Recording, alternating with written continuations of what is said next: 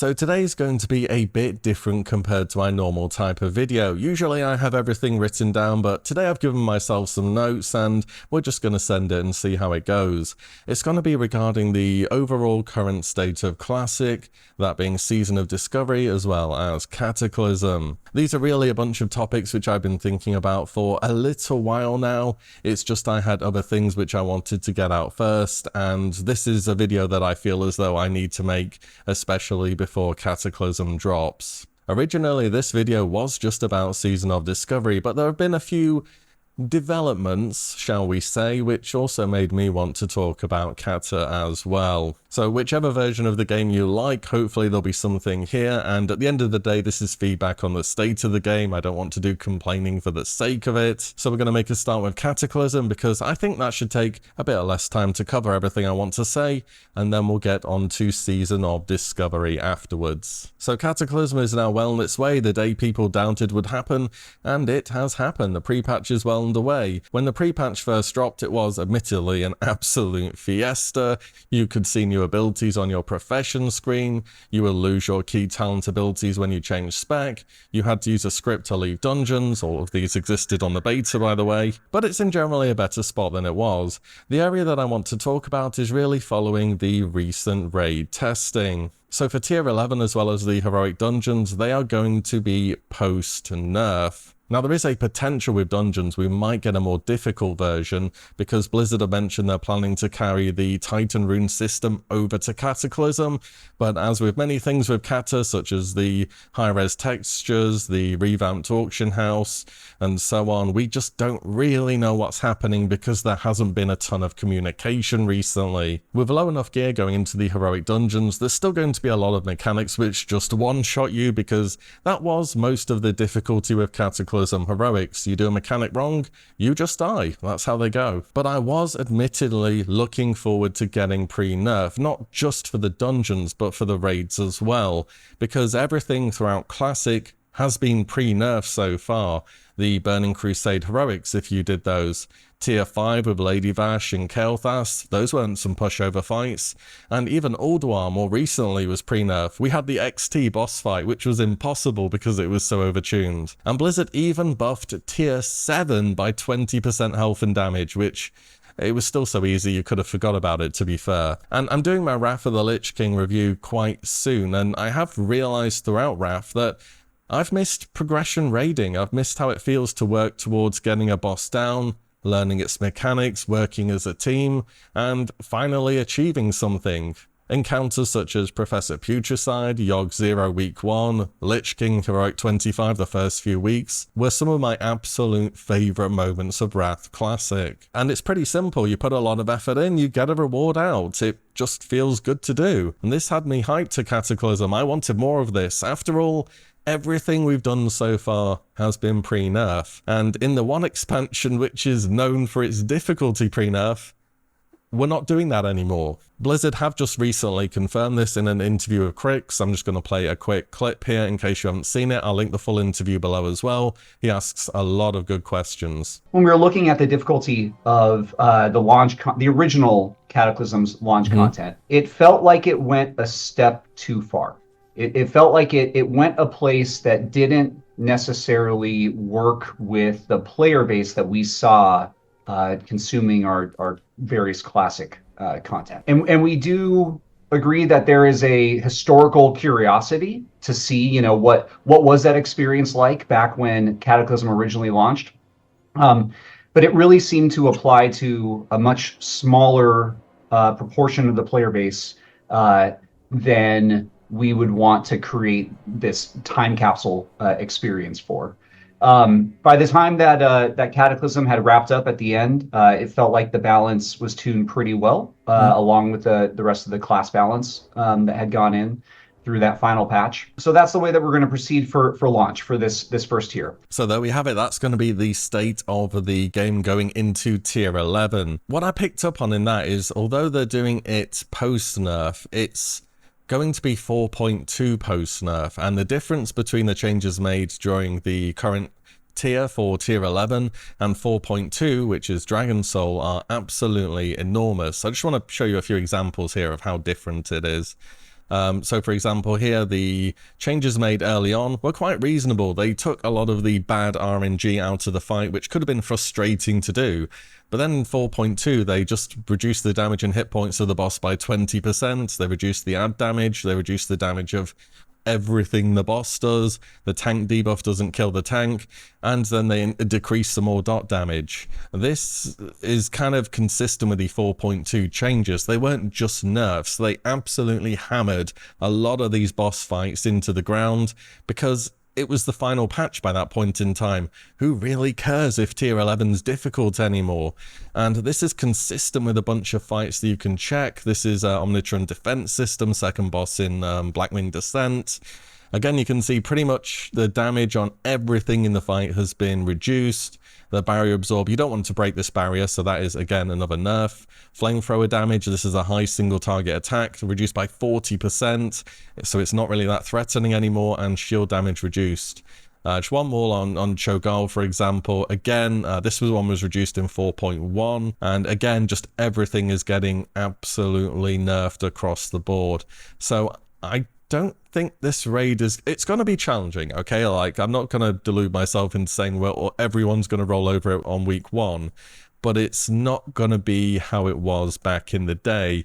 And that's kind of unfortunate because that's what I was looking forward to doing in this expansion. I wanted some decent progression-based content. I have tested a bunch of these fights on the beta personally, and in one night, using 359 gear across the raid, we did Maloriak, Archimedes, Chimeron, and Conclave of Winds, which was just kind of surprising to me that we walked in there and we had a little bit of progression on all the fights. And I just really wanted to go back and see how the fights felt as they were back then. Now, without a doubt, we have advantages now that people did not have back then. I'm not going to argue with that. We've got amazing add-ons which pretty much show you everything that you need to do. Add-ons don't fully play the game for you though. You can have every add-on you want. If you stand the Shadow Trap on Lich King 25 Heroic, you're going to die and you might wipe the raid. Same with Defile. They can only do so much. In addition to that, we know the boss tactics. We have a really good idea of what makes up a good raid comp. We definitely have advantages, but it would have been nice nevertheless to see. Maybe those advantages now gave some kind of merit to it being pre-nerf so we could really get stuck into it. And whenever I bring up pre-nerf content and wanting to see that, there's inevitably the person that says, why aren't you playing retail? That's the more difficult version of the game, surely.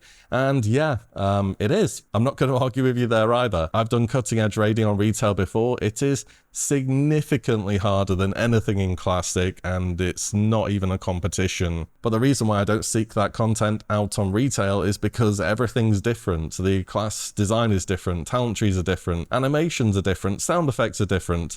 It's fundamentally a different game. When I'm going back to these time capsules, I'm looking to see how things played back then. It's like the Mists of Pandaria remix, which is coming out pretty soon. It does sound kind of interesting, but it's not Mists of Pandaria for me. When I think Mists of Pandaria, I think a demo lock running around with Kill Jaden's Cunning, snapshotting Bane of Doom with Unerring Vision of Lei Shen. I think of tanks standing in fire and stacking up Vengeance and doing millions of damage. I think of the original version of Monk. How classes play is fundamentally a thing to the original experience. And that's why I play Classic, to see how things were back then.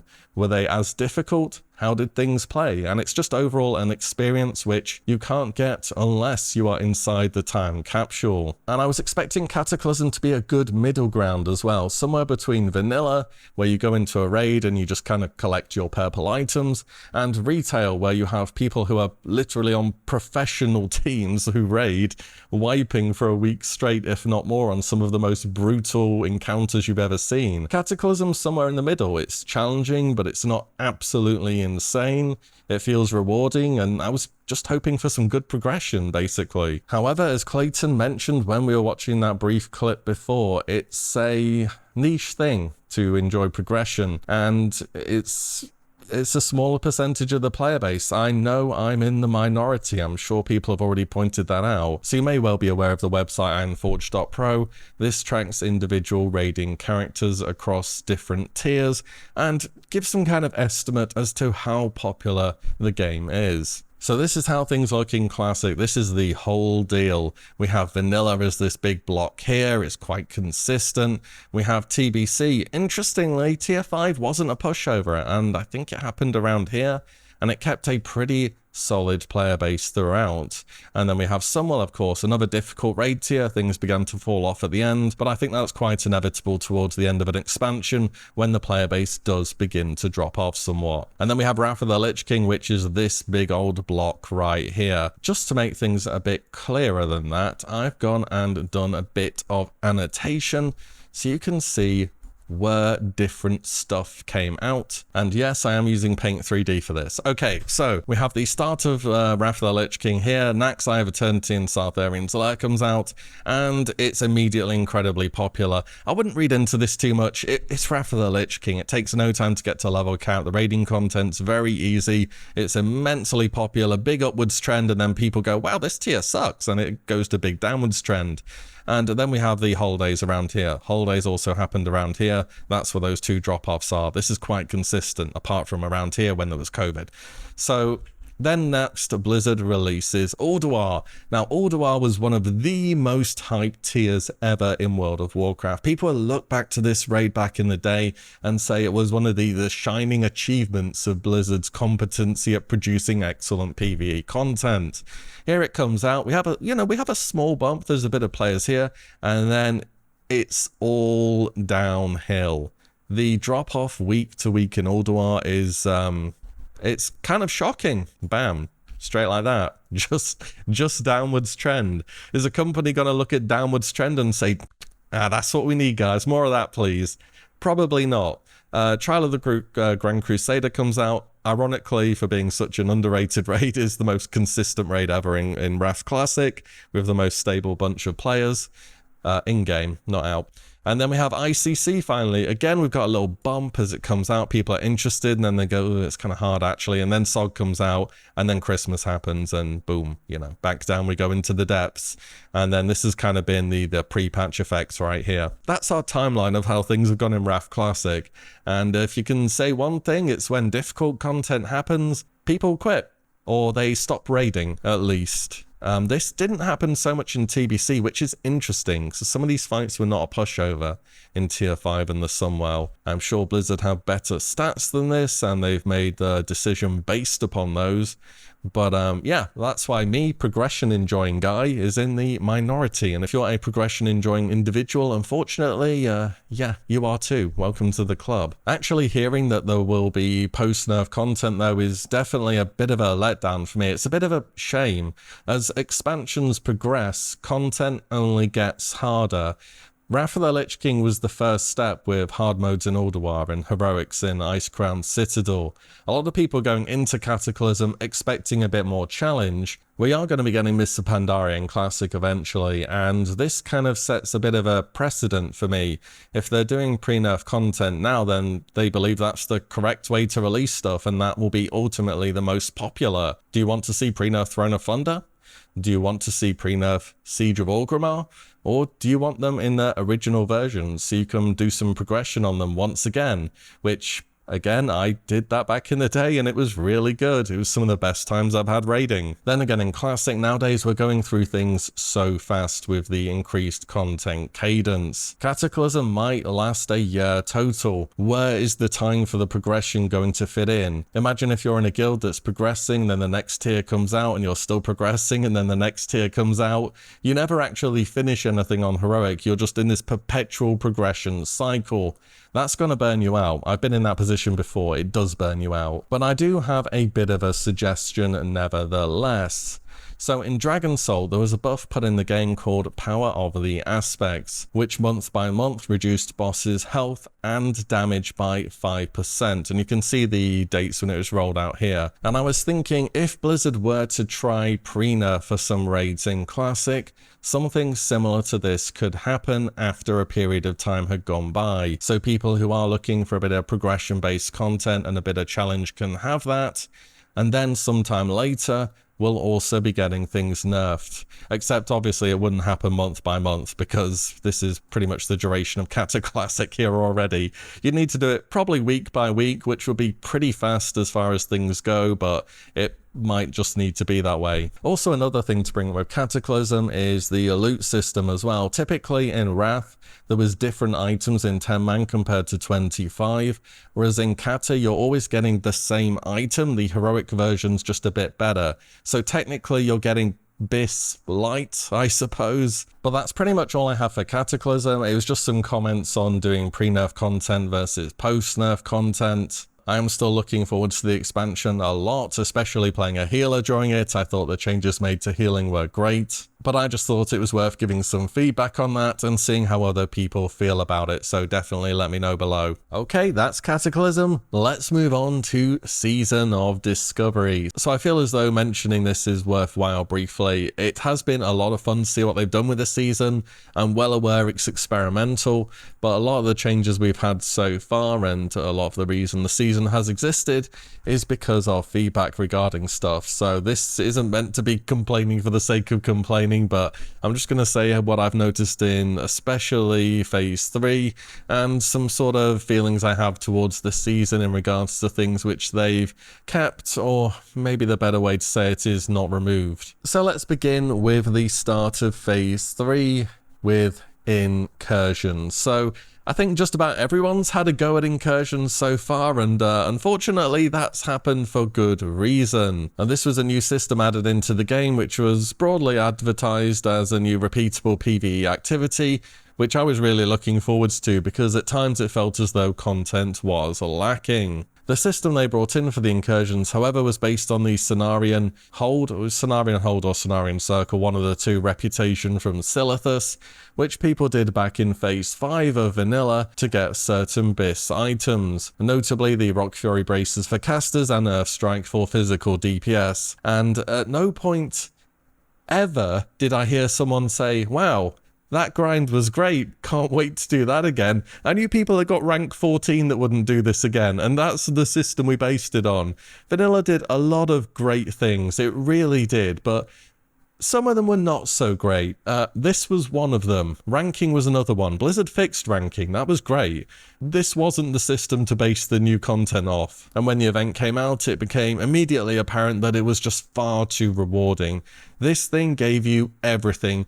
Even post-nerf, it's still incredible and you're borderline dumb for not doing it. I didn't do it, by the way. I was questing and I felt like an idiot after seeing how fast people were leveling up through this. But doing incursions, you get some of the best XP in the game. You get good gold income because of the bonus gold from completing quests. You get a rune at friendly. You get 6 well-itemized pieces of gear, which were initially advertised as being more PvP-centric. They're not, they're just kind of really good starter items and you can get them by Honored. You get 2 rings, the rings are kind of meh, so whatever, and you get 2 trinkets, but if you haven't done any other content, there are no other trinkets in the game because that's vanilla. I imagine at some point down the line, Blizzard are planning to tie this event into the Green Dragon World bosses, but I don't know how that's going to go really, because incursions kind of need to be kept on the down low moving forwards. I get that Blizzard wanted to get people out of dungeon grinding in Phase 3 and into doing something out in the world, but this just traded dungeons for something else, and there really wasn't much benefit to go and quest as you usually would. Maybe incursions would fit better as a more endgame reputation type thing, and they didn't need as much gold and experience tied to them as they ended up getting. It's kind of difficult to say what to do with this content moving forwards, but the easiest thing is probably going to involve capping how many you can do in the space of a week, which doesn't necessarily have to be dailies. For example, in Cataclysm, you can complete 7 heroic dungeons per week to earn the Valor Reward, and you can do that at any point in time. You could do once per day, you could do all 7 in a day, which is just a better system than what exists in Wrath with daily heroics, for example. Again, that would probably be the easiest way. I feel like this is a really difficult piece of content now it's so ingrained in the game, and people have gained so much from it already. Personally, I thought moving into Phase 3, all Blizzard needed to ensure was that questing felt as though it was the fastest way to level. If people didn't like questing, if they were on a PvP server or something of the likes, they could go and farm dungeons, which would have been a viable alternative still.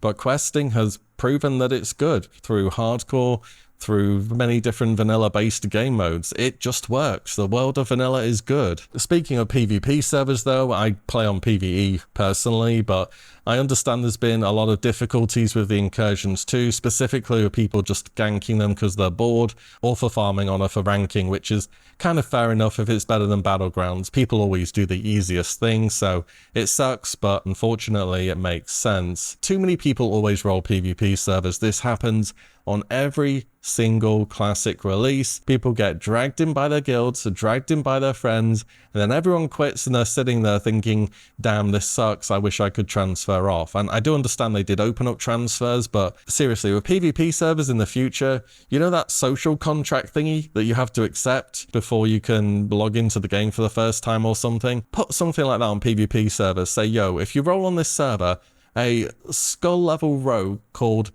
Backstabber for something is going to repeatedly gank you for absolutely no reason, and there's nothing you can do about it. If this sounds fun, please press create character. Just something of the likes. Like, that may dissuade some people from making what will ultimately be the wrong decision for them. In fact, PvE servers have grown in raiding population throughout Phase 3, which sounds kind of unbelievable.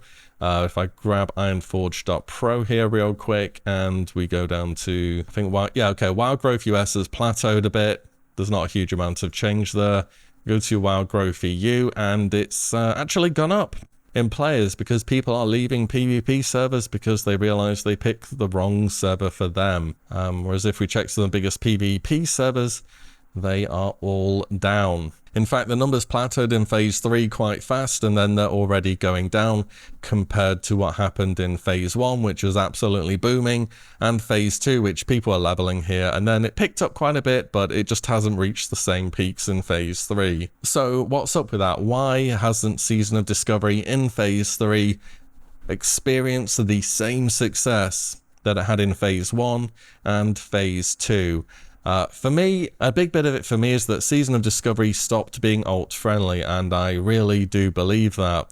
I remember making a video towards the start of Season of Discovery where I basically said, yo, this is a server which you're going to want to play multiple characters on because there's all these different class changes and they're interesting, they're fresh, they're new, but ultimately that's not how vanilla works. Vanilla is not an alt-friendly game. I knew really hardcore players who would only have maybe 1 or 2 characters still, just because of the amount of time everything takes to do within the game. Now, during the start of Season of Discovery in Phase 1, it was alt-friendly. The leveling was super fast, the runes were easy to get. Some of them were just go and open a box in your starter zone, here's your rune, so you could get to play with the new stuff straight away. The consumables were few and far between, and they were cheap and easy to get. The raiding was 10-man and very easy to put together, and there were few world buffs. And then we get to Phase 2 and it starts getting a little bit less casual friendly. People started to hit the wall a bit with the fatigue in regards to leveling.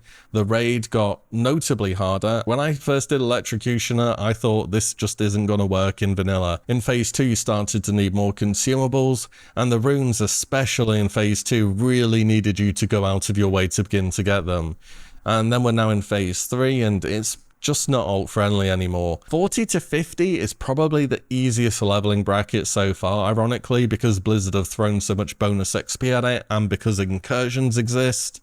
But everything outside of that takes so much time. The runes involve a lot of traveling, well, many of them do anyway. We now have more world buffs, including Songflower. The amount of consumables and enchants and so on we can get now with capped professions is excessive. I think this was a mistake in Phase 3, allowing us to go to 300, because there are a lot of endgame crafting items, which, if you didn't pick Hunter on the character creation screen, you basically cannot farm them, so everything has got really expensive as a result. The thing is, in Season of Discovery, the classes are fun to play overall from what I've experienced. It's just to get to the point where you can start playing at endgame is not fun. and it just takes too long for me to want to invest in it in what is a seasonal server. And I think the best way I can really demonstrate this is, you know that one meme with the guy on the bus and you've got the one side which is the beautiful rolling hills and everything looks fantastic, and the other guy's looking at a brick wall the whole way and is miserable. That's how I feel about Season of Discovery right now. I think about playing a new class and I'm like, wow, look at all these rune combinations, that sounds super fun, I'll be able to do this and that, and it's going to be this whole new experience. And then I'm like, yeah, but if I want to get there, I need to do incursions for a rune, and to get gear, I'm going to need to get all the runes, which is about a good 10 to 12 hours of flight path content. The profession quest, that one's kind of optional, but it is a lot of running about. Consumables are expensive because we have a level cap professions now, and we have to get world buffs as well. More on that later, I suppose, but that's kind of how I feel about it right now.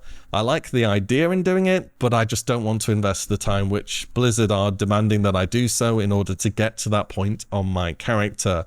So TLDR, it doesn't feel alt-friendly, and it should feel alt-friendly. Season of Discovery should want you to experience different characters and classes and see how things play, but to get to that point, it's just not much fun, if I'm being honest. Now, people will come in here and say, this is how vanilla is, like, what are you saying? You played enough of this game to know this.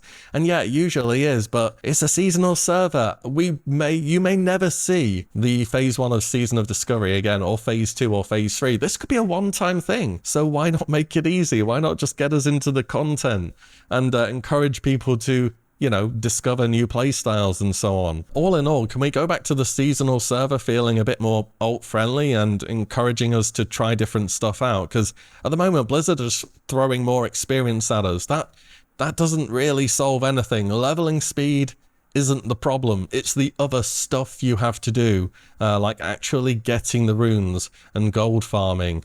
And the fact that if you put all this effort into a character, at the moment your reward is a raid which lasts under an hour on a 7-day reset. So even when you do everything, there's not a ton of reward waiting for you at the other end. What I'd suggest first of all is which runes are gained in the same way across multiple characters become bind on account. You could have them on vendors where the NPCs are. You can just buy that rune and send it to an alt. Because I don't know about you, but I've done Dark Riders twice and I'm not about to do it for a third time. Next up is I think Blizzard have overplayed their hands in regards to the amount of travel needed for runes, and this might be a hot take, but people are going to look at this and say, oh, but you classic Andes, you love traveling around the world, right? You're always going on about how vanilla having a big world is a good thing, but usually in vanilla you can put a bunch of stuff together and then go do them all at the same time. Or if you need to travel somewhere, you travel for a long time, but then you get somewhere and you're there for a long time.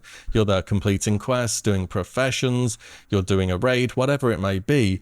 The rune quests are fly and ride on your mount for 20 minutes, talk to one guy, fly and ride on your mount for 20 minutes, kill one NPC, fly and ride on your mount for 20 minutes, pick up one item. The stories are interesting enough around them, but there's just way too much travel, and it's just not an enjoyable prospect to think about doing on alts when you've already done it on your main. I think a lot of the runes in phase 1 were good because you could pick them up really fast and then get into the content. There were some of these epic story runes such as Divine Storm or Metamorphosis, and I think having some of that is fine, but it just feels like I'm being dragged around the world too much, and it's been overused at this point. Next up is something which I started talking about not so long ago, and that's the amount of effort you put into a character isn't really equal to the content which is available at endgame. Specifically, the dungeons we have at the moment are not being ran that much. We have wild offerings in the game currently, but the wild offering content is put together a 10-man raid group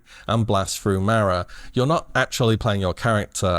I like the idea of wild offerings, by the way. I think they're in theory good, but how they play out gameplay wise is it's boring. Basically, you're just running through a dungeon to collect a bis item to make yourself do a negligible extra amount of damage in a 1-hour raid on a 7-day lockout. It's it's just not very good. On top of that, incursions have really taken a lot of people out of leveling dungeons at the moment, and I just feel as though there isn't currently enough content to really warrant wanting to go ahead and to put a lot of time into alts across this season. I would almost welcome LFD into the game just to have more people to group with, but obviously then everyone's going to be sitting in their capital city spamming that, and they're not going to be in the open world, so that's not much good either. But I really just would like more reasons to do stuff and for more people to want to put groups together for a wide variety of content, rather than dungeons just being about wild offerings. I think this is a symptom of Phase 3 and that things will be better in Phase 4 for this because there's just a lot more content, but that's how things feel at the moment. Next up, we have probably my favourite thing ever in World of Warcraft. We have raiding. And in short, I don't really think I'm going to be raiding on Season of Discovery all that much anymore. And as much as I think the class changes are interesting and I do want to try them out, ultimately there are a bunch of decisions which have been made which really make me not want to do the raiding content. And there are 3 of them in particular. Can you guess what number 1 is? Yep, world buffs. I really came into this season giving world buffs another chance. I did. This time around, I rolled on a PvE server from the start. We have the Chronoboon in the game.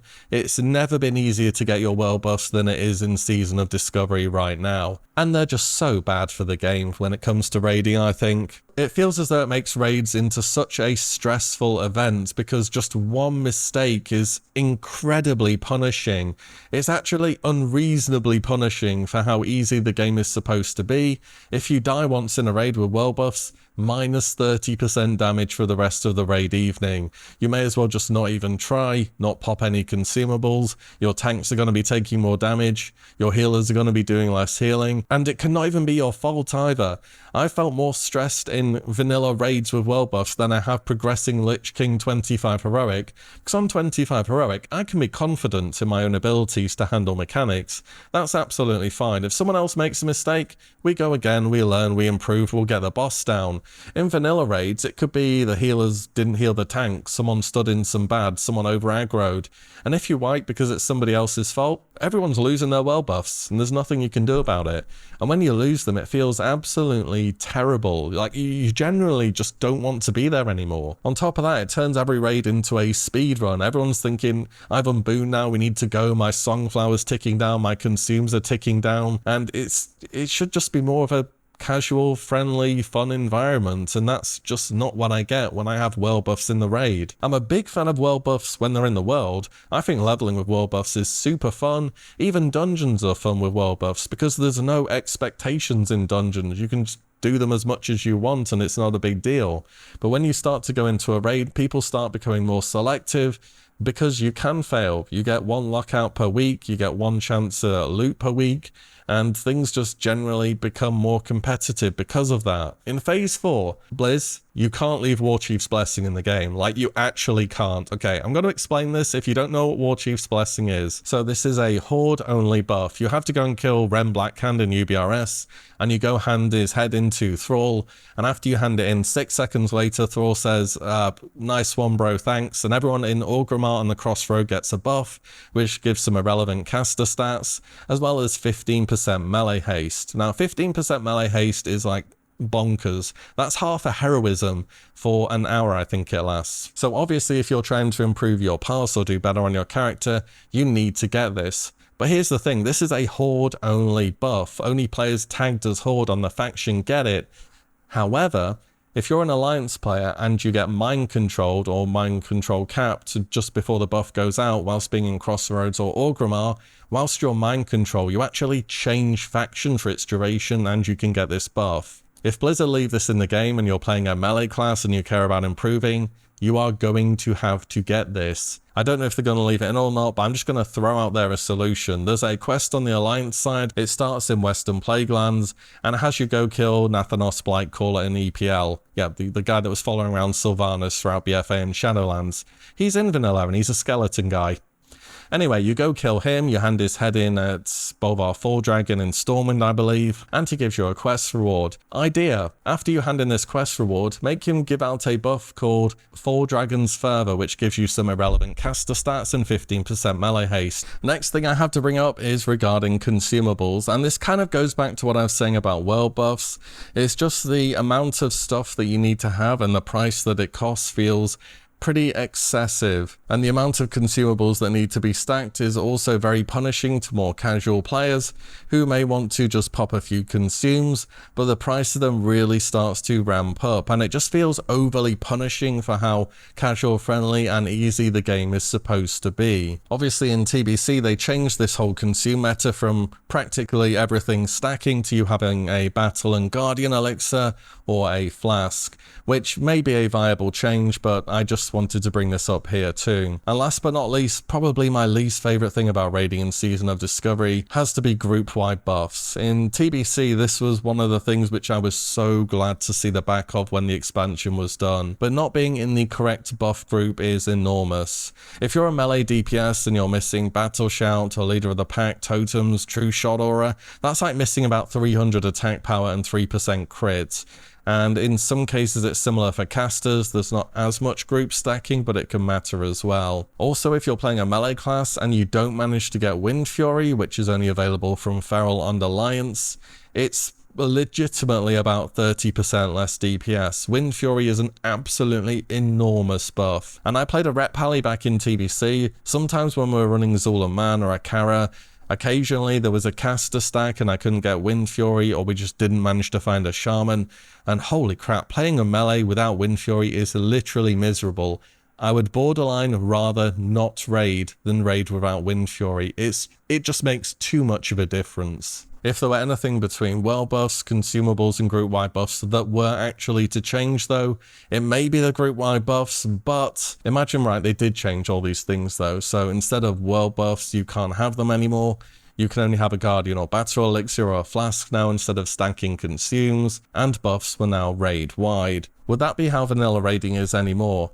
I don't want to say it would be retail minus, but I think it would be Wrath minus or Kata minus, because we have so many abilities in the game from those expansions now, and ultimately would we be left with a raiding experience which is better than Wrath or than Kata? Not so sure about that one, if I'm honest. So I don't know, I think ultimately for a player like me it's just not kind of what I'm looking for out of raiding, and that if I do them it'll probably be, oh, I've got some free time, there's a pug here which is going, which I'm going to take a chance on and I'll see what's up. But in terms of clearing the raids regularly on Season of Discovery, it's probably just not something I'm going to be doing too much. This is one of the reasons why I was looking forward to more progression content on Cataclysm, by the way, but we'll see how that goes as well. And of course when I bring up removing world buffs and stuff, people are going to point towards Season of Mastery and say, oh, but you know, they removed things there and that did really poorly. I'm not convinced that was because of world buffs. Season of Mastery came out a bit before Tier 5 did in TBC, and a few months after we'd just completed the whole vanilla journey once again, so it was a bit of a casualty of timing, and world buffs being removed may have discouraged some people, but not a significant number. Another thing worth bringing up in Phase 3 is the raid size. We've moved up from 10 to 20, and Molten Core in Season of Discovery has also been confirmed to be 20 player, but Blizzard have expressed interest in also doing 40 player raiding at some point in time. Do you know why 10 player raiding was made back in the day, back in Wrath of the Lich King? Why they split the raid sizes between 10 and 25. They did it for friends and family groups, and 10 player raiding was easier and it gave worse loot as a result in Wrath, because they just wanted to get some environment where people could come together and do some easy chill content. And I feel as though that niche was recreated in Phase 1 and 2, and in Phase 3 they've kind of shattered it a bit. They've gone against that. Now these groups of, 6 or 7 people, they could get a few randoms in, which is fine, but now they'd have to get the majority of the raid group as people they don't really know or haven't played with before. And obviously you can meet new people in mmorpg, that is part of the game to some extent, but their friend group is now being outnumbered by the amount of people they're having to bring in just so they can see the raid content. And ultimately you may just take your friend group and go elsewhere, go to another game. There are plenty of other options out there nowadays. It's not just World of Warcraft anymore. And in regards to going back to 40-player raiding, like I've already said, I'm probably not going to be raiding on Season of Discovery all that much, but I just can't see that being a good idea in any possible imaginable way. It feels like 40-player raiding was one of those relics from back in the day which was tried out, but it was dropped for a reason. Just like ranking, just like these Cenarian reps should have been, and that these days people will prefer smaller group sizes. Saying that, it's an experimental server, so do an experiment. Do 10 and 20, or 10 and 25, whatever it may be. Give people the choice. Let them choose. See what people say on the forums and then see what people actually do in game. Which one's more popular? I can almost guarantee you that 10-man is going to be a lot more popular, and you'll probably realize that's the way to go going forwards, but ultimately just test it out and see what happens if that's possible. Oh, and in regards to flex raiding, in case you're wondering about that, Blizzard did say it would be difficult to do, so I don't know if that's going to be on the table, but if there's a choice to be made here, maybe that will be worth doing. Again, experimental server, so why not? Next up, I want to talk a little bit about class balance and how things have gone so far in Season of Discovery. First up, I want to bring up a point which I feel as though nobody has really mentioned.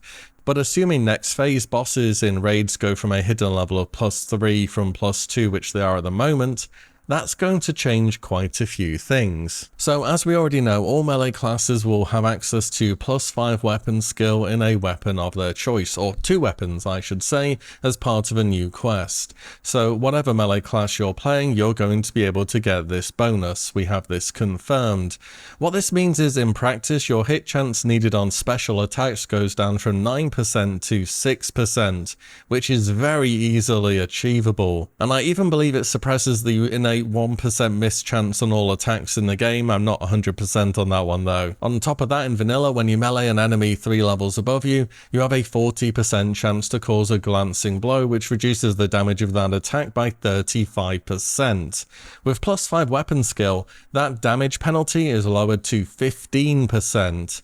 So every melee spec in the game will be able to get 3% hit for free, as well as a 20% reduction on the damage penalty of glancing blows. This, by the way, was why weapon skill was a huge deal in vanilla. For casters, however, when bosses are moved back to having an invisible combat level of +3 instead of 2, that is going to be a bit more harsh on them, mainly because your hit count will go from 5% to 16%. Against those enemies.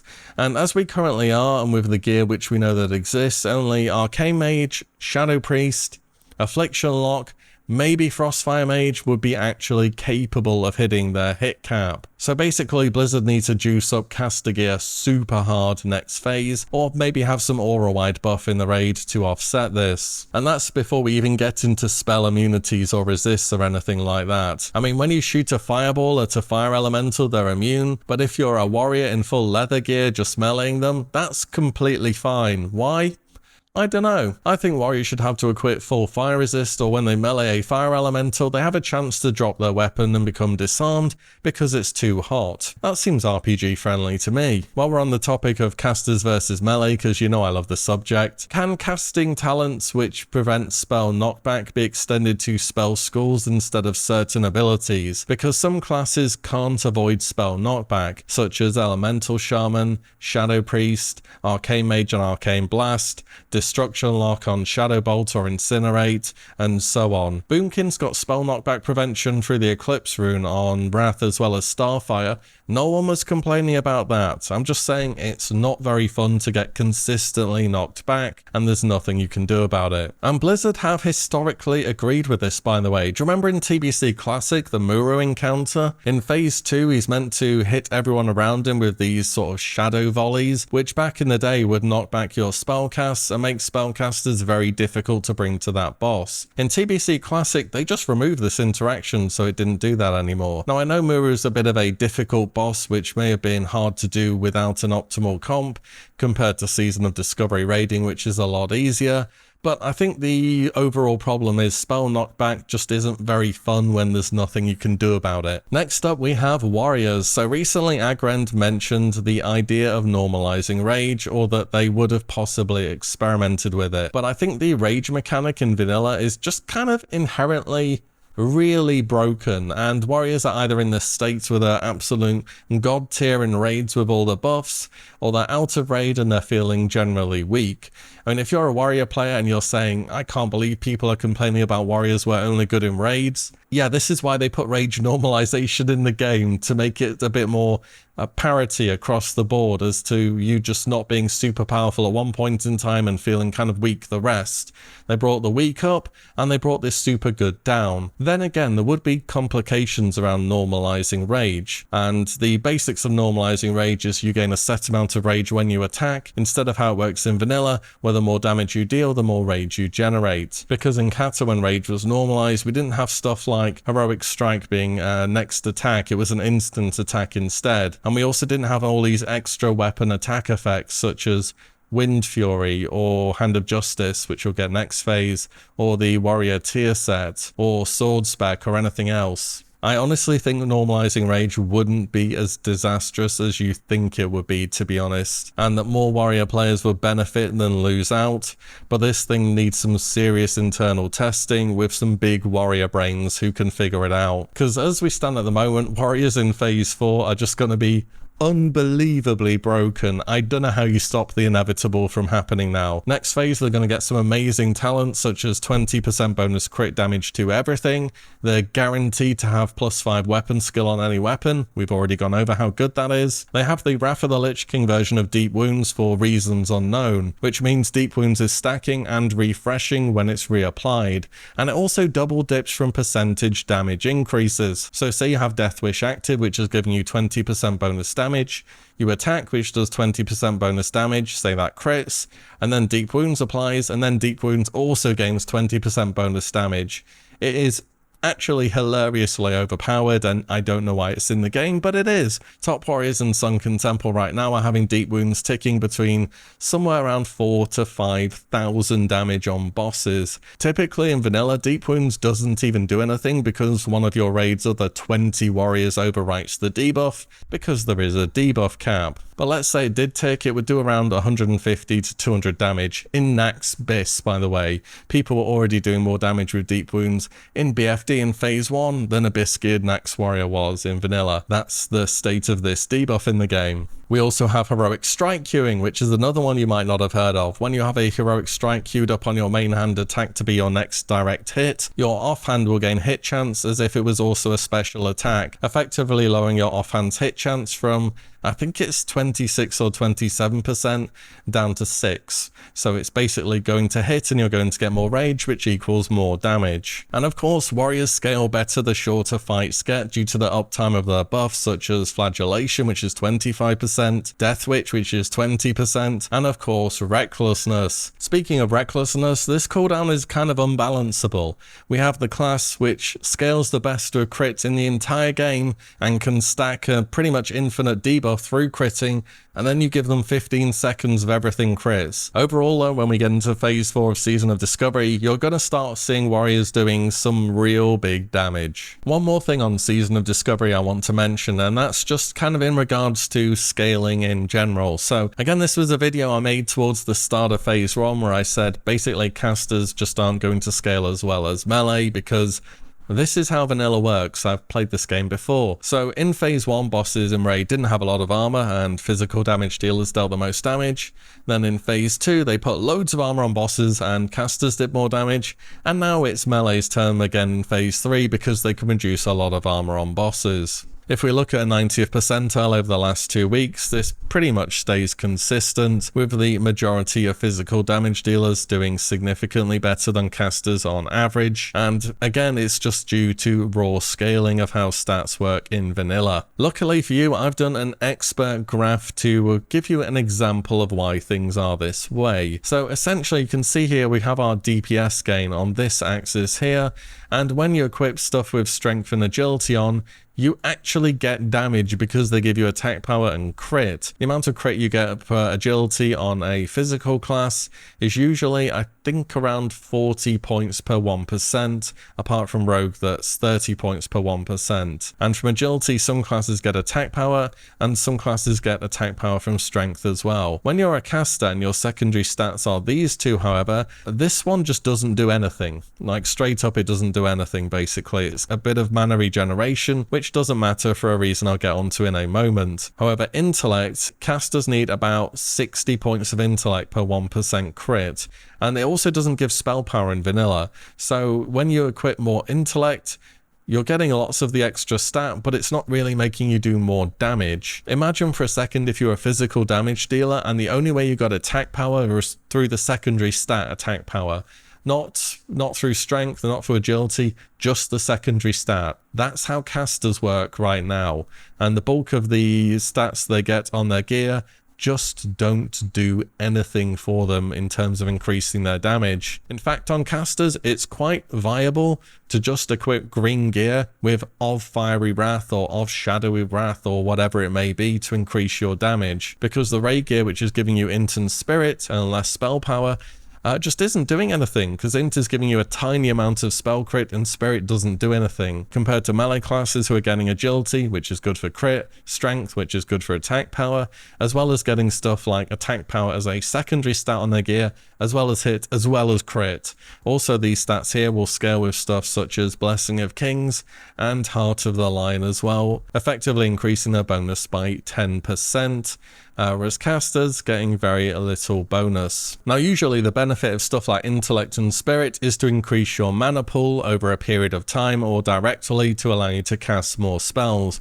But in Season of Discovery, Blizzard have made these two abilities called Shamanistic Rage on the Horde and Seal of the Martyr on Alliance, and they're kind of covering for your mana pool, so it devalues intellect and spirit even more. Now, I have heard Blizzard want to rein this back in and make mana bars a bit more of a thing going into next phase, but going into Season of Discovery, thought it was a good thing that, you know, we all recognize that classes such as Boomkin, Shadow Priest, Ellie, Shaman, Ret, and so on, one of the reasons they were bad in vanilla is because they went in about a minute. And now that doesn't happen anymore, and it's kind of fine, I think, and going back to a scenario where you can go on a DPS just isn't very fun. The only spec where that fully makes sense, I think, is Arcane Mage, because they use their mana pool to increase their damage, which is a crazy idea. Imagine if other casters could do that. Ultimately, I think what Blizzard did in Cataclysm by tying spell damage to intellect was a good change overall for the game, but Blizzard could also go down the TBC or Wrath of the Lich King route and just throw loads of stats on endgame gear, which they should probably be doing. Either way, I just wanted to bring that up as a bit of a advanced thing for next phase to see how things go. I am still excited to see how phase 4 plays out as a whole, by the way, and I'll definitely still be leveling a character up and getting all the new runes, and I hope this Season of Discovery as a whole can make a bit of a comeback. But that's everything I have for today. Obviously a bit of a different type of video for me, and it's probably gone on quite a bit longer as well. I ended up having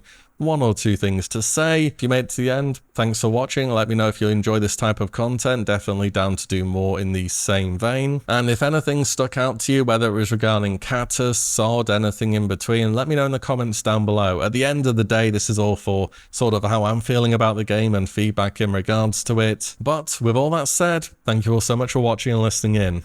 And I'll see you all in the next one very soon.